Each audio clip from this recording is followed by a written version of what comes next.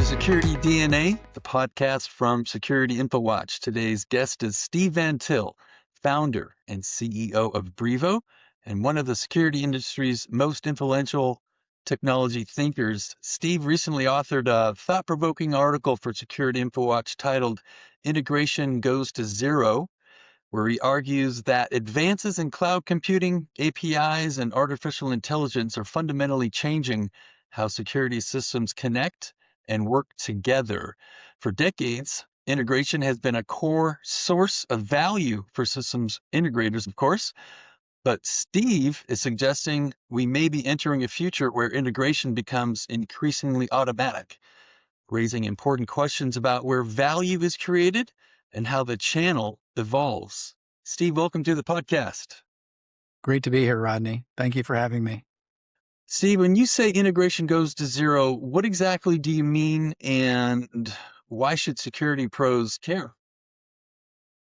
So when I say integration goes to zero, I'm talking about the cost of doing an integration between any two platforms that are out there. And of course, the majority of that cost has always been labor. And with the AI technologies available right now, particularly agentic technologies, the amount of labor, human labor, billable labor that is involved in doing these integrations is going down to zero as we move forward. I'll add that since the time the article was published in Security InfoWatch, I've had probably more response to this piece than, the last 10 pieces I've written about, a variety of other subjects in security.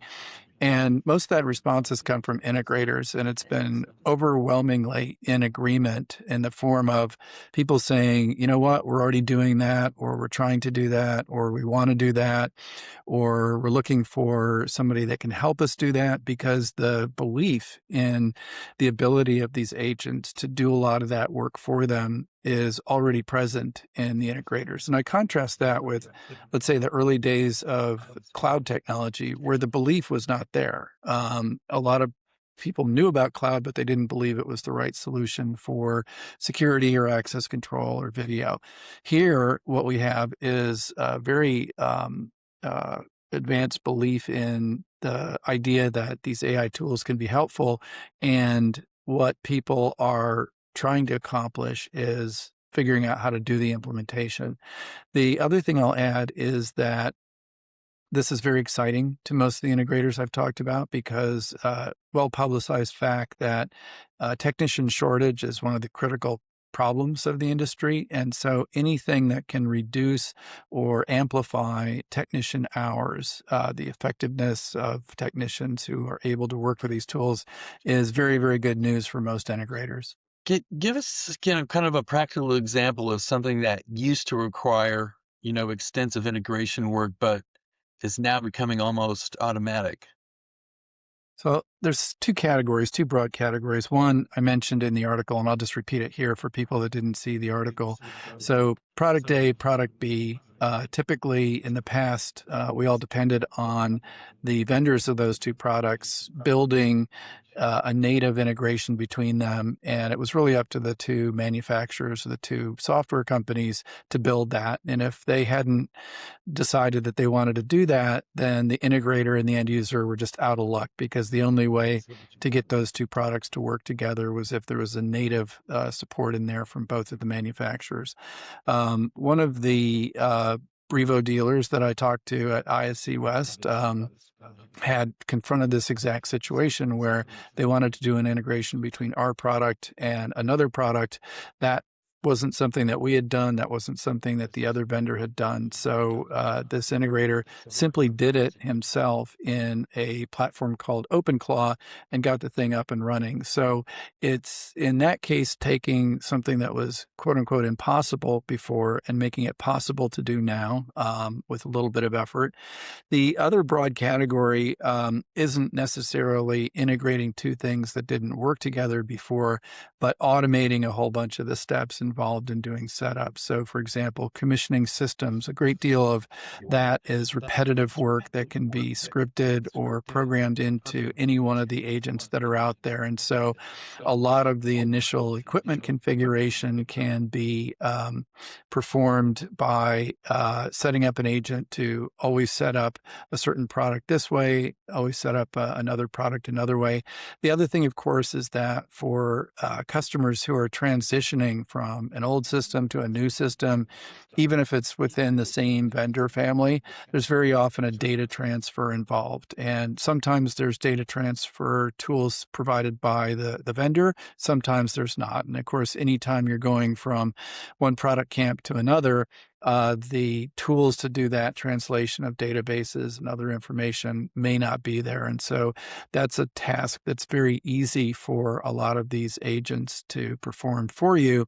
And they do a lot of the data discovery and the mapping and things like that. So again, erasing a lot of the hours and a lot of the cost that the integrator would have borne in, let's call it the old world. So just to sort of like establish what's driving this shift, is this primarily a cloud story, an API story, or is it a AI story?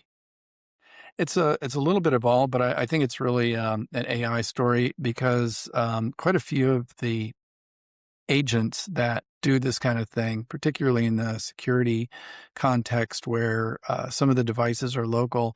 A lot of these agents actually run locally on your own workstation, your own PC, your own computer. And so it is not a cloud solution per se. It's actually, in many cases, an open clause one that I mentioned earlier is something that's running locally on your own computer. And so it's not an intrinsic cloud story in that regard. So Steve, I mean, I invite anybody that hasn't seen the article. You will have a link in the description. You, please read the article there. But if you had to identify, the single biggest catalyst for this trend you are telling us about, what would it be? So in some sense, it's the availability of the technology. And I think compared to, again, I'll go back and compare it to cloud. Compared to cloud, the internet, of course, is a very different environment today than it was 20 or 25 years ago when cloud was getting off the ground. And so people's access to information, their access to all of the training, I'll say training videos or how-to videos that are on YouTube and other platforms make this a much more accessible technology than what cloud was 20 or 25 years ago. And so between news coverage getting people exciting, between the ease of use of most of these tools with training videos and examples galore all over the internet, I think most people feel empowered to go ahead and do the experiment and work with these things. The other big change there, of course, is generational. So again, if you go back to when we were launching cloud, that was a generation of people who hadn't grown up with iPhones, who hadn't grown up with the internet, and were experiencing all of those things for the first times in their professional lives. Today, of course, everybody that's uh, you know, millennial or later grew up with all of these technologies in their personal lives. And so when it came to using them in their professional lives for things like this, it was a much more natural and comfortable kind of transition than what it was in the past. Okay, so let's start getting into, what happens to integrators. So for decades, integration itself, has been a source of value for integrators. If integration becomes easier and more automated, what does the integrator of the future get paid for? So I think it makes them more valuable, not less valuable. And the reason is that while they're automating a lot of these repetitive tasks, they're freed up to do things that have higher value for customers. And so one of the things I've seen a lot of in speaking both with integrators and with end users is that in the old world, integration kind of stopped with the security components in many cases. There might be an integration with, let's say, an identity backbone, something like Okta or Active Directory being integrated into the access control system. There might have been an integration with a single sign-on platform to control administrative use of the system. But beyond that, it was more challenging to integrate security into other operational workflows in the company.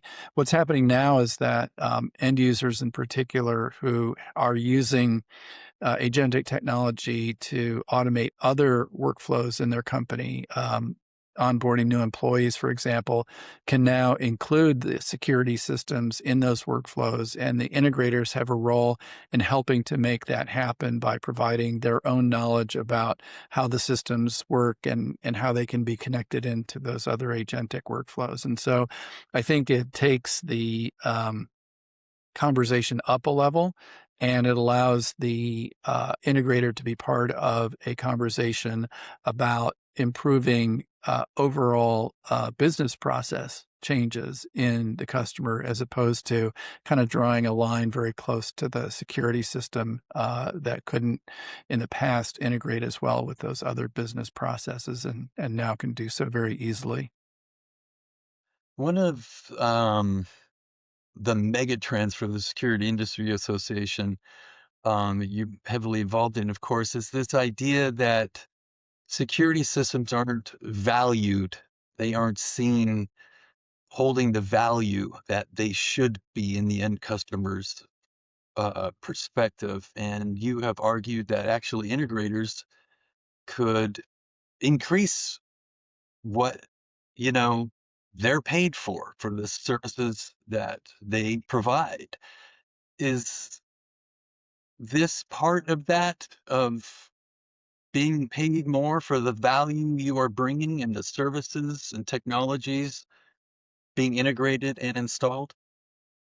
Yeah, again, I think the fact is out there that if you show up at a customer as an IT consultant, for example, your rate is going to be much higher than if you show up as a security consultant or a security technician. And so I think there's a halo effect around working with these technologies that position the integrator and the people they bring to a customer as being operating with AI, with other IT-like technologies. And I think that over time that changes the perception of the role, and it changes what you're able to charge to customers in a context like that.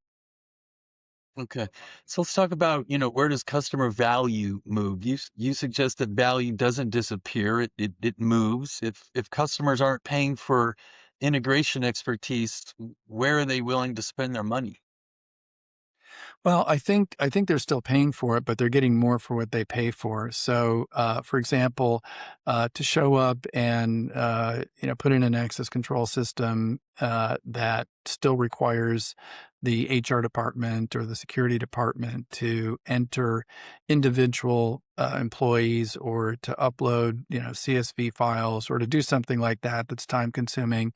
That's one level of solution. If you show up with the ability to have an interaction with the HR system or other systems of record that's driven by agentic interfaces, as opposed to less sophisticated ways of moving information around, you are actually doing more for the customer, and you are involved in a higher value conversation, a higher value integration. So it's not that the integration's going away; it's moving from lower value, let's say more rote types of activities, to higher value activities that are more directly impacting business processes for the customer. So just moving up the ladder.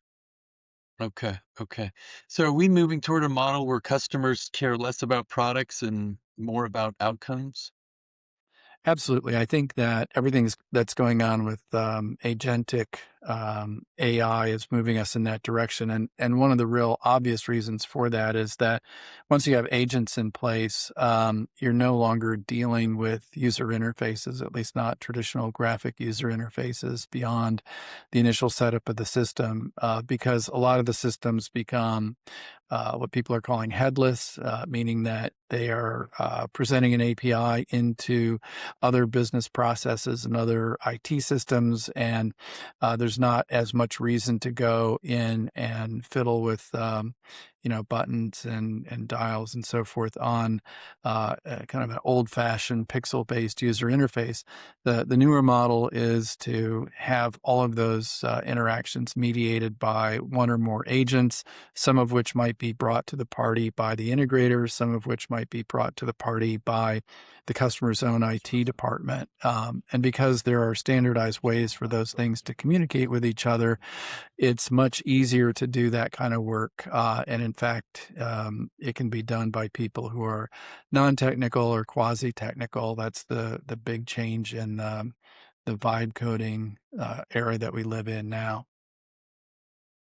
So Steve, in the article, you made this prediction, vendors who don't open their APIs and make them agent friendly risk being routed around entirely. What does agent friendly actually mean in practice? And how much time do manufacturers have before that window closes? So there are a couple of layers. If we're talking about traditional web-based APIs, most of them that are in existence today are written for interacting with a human programmer. It has certain skills and a certain way of approaching problem solving, and they're supplying all of the documentation in a form that's set up for human beings to read and comprehend. That is not the best way for agents to do that equivalent job of what a programmer is doing. And so making an agent-friendly API means supplying digital documentation in a form that is readable by agents and usable by agents. So it's putting things in a different way, explaining things in a different order. It's much more concise and compact, and it's written in a way that they can very quickly digest and begin interacting with the API.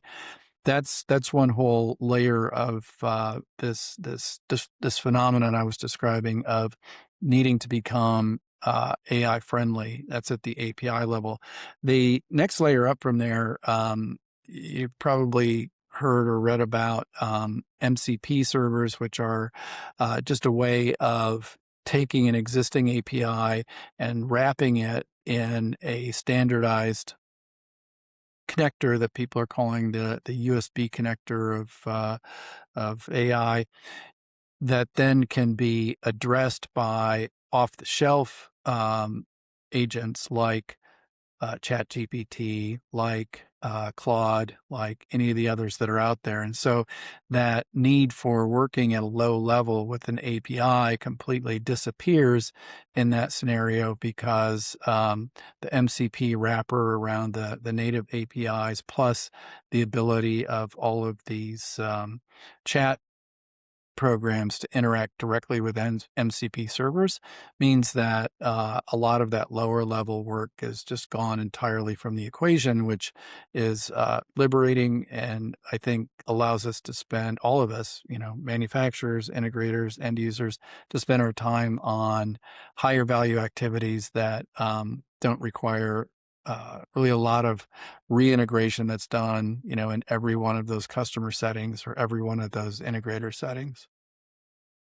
Okay, so speaking of integrators, for an integrator right now who hasn't touched any of these agentic tools yet, what's the one thing they need to do this week? So finish this sentence for me. Integration goes to zero means. Getting out there and reading. So every one of the major platforms, and I'm a big fan of Claude, but every one of the major platforms out there has a lot of very accessible how-to information. Claude, for example, has a Claude 101 set of coursework that's on a learning management platform, very easy to step through there and learn the basics. The other great resource, of course, is YouTube. Like everything you could possibly want to know about how to do this sort of thing is available from thousands of different experts on YouTube who are all putting this content out there for free in the hope that you'll, subscribe to the paid version later on. But there's so much free information out there on this. It really is as easy getting on YouTube and simply searching for, how do I get started with developing an agent, or how do I get started with developing a skill, or how do I do connectors, or any of the other basics of putting these things together. The information's just out there. So to finish your sentences, get out there, take one of the courses, get on YouTube if you prefer that way of learning things. But the information is there, and it's very easy to access. So no excuse not to. Okay, we could end the conversation there, but I am speaking with Steve Van Til, who has his eyes forever on the horizon. So we're gonna give the audience some bonus material here. Looking ahead 5 years, what is the biggest change you think the industry still isn't fully prepared for? That's a good one. So I think the one that today everybody says is not possible is that robots will take on some of the manual work in the industry. And this puts us in a position that almost every new technology faces. Well, it might be able to do this, but it'll never do this other thing, right? And I think anytime you find yourself saying that, you're really setting yourself up for a fall. So, for example, in this regard, I've watched some YouTubes from the plumbing industry of all things, which doesn't seem like a set of activities that robots would be able to do, but they think it's coming to plumbing. I saw another news item where a lot of the delicate tasks that are done in assembling electronics in a factory are being trained by humans by putting cameras on their heads, cameras around them. And so all of the motions that they go through to do a very, very delicate assembly task are being learned by AI systems and will then be applied to robots that will do the same thing. So when you get a snag in a wire, when you find that a connector isn't working right, what does the human do? Because it's not obvious what a robot should do just straight out of first principles. But if you see a human encounter those kinds of atypical problems hundreds and hundreds of times, and you see on the video the way that they solved it, now you have enough information to begin having robots learn those same tricks of the trade, the skills, the thing that makes somebody good at plumbing or installing systems. And that, to me, suggests that many of the things that are done by human hands right now will be done by robot hands in the future. And so I think with the question, what are we not prepared for? That's the one that I think most people still think is beyond the pale. That's never going to happen. But I don't think that anything that can be imagined that way is really beyond what we will accomplish in 5 or 10 years. Steve Van Til, founder and CEO of Brivo. Thanks so much.